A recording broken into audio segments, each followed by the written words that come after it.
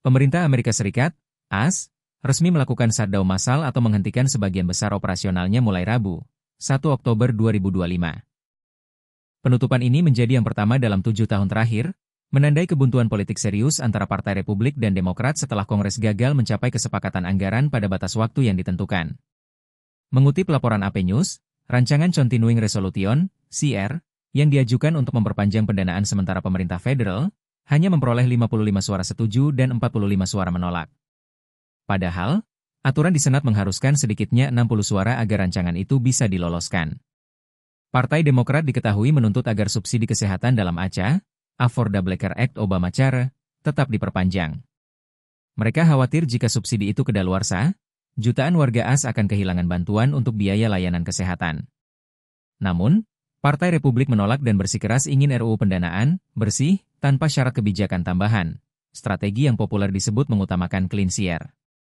Situasi makin panas setelah Presiden Donald Trump ikut menekan dengan ancaman, yakni membatalkan program-program yang dekat dengan Demokrat dan bahkan memecat pegawai federal bila shutdown benar-benar terjadi.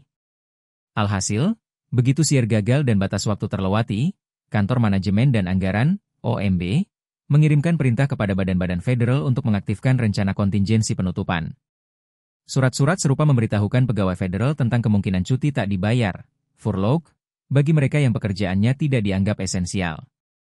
Layanan tertentu, misalnya operasi militer inti, penegakan hukum yang dianggap krusial, dan kegiatan keselamatan publik tetap berjalan, tetapi banyak layanan non-esensial ditangguhkan. Sementara itu, Kementerian Keamanan Dalam Negeri, DHS, menegaskan sebagian besar fungsi keamanan tetap berjalan, termasuk operasi bea cukai, penegakan imigrasi, serta administrasi keamanan transportasi, TSA. Meski demikian, sekitar 14.000 pegawai dari total 271.000 staf DHS diperkirakan dirumahkan.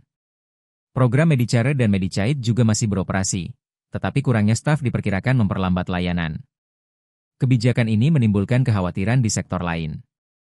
Dinas Taman Nasional belum memutuskan apakah lebih dari 400 taman nasional akan ditutup, meskipun pengalaman sebelumnya menunjukkan bahwa keterbatasan staf kerap berujung pada vandalisme hingga kerusakan lingkungan. FEMA, Lembaga Penanggulangan Bencana, memperingatkan sejumlah hibah akan tertunda. Bahkan, penutupan berkepanjangan bisa menguras cadangan dana bantuan bencana senilai 10 miliar dolar AS. Di sektor penerbangan, para pengendali lalu lintas udara tetap bekerja meski berisiko tidak menerima gaji. Kondisi ini dikhawatirkan menambah tekanan psikologis, bahkan berpotensi mengganggu keselamatan penerbangan. Download Tribun X sekarang, menghadirkan lokal menjadi Indonesia.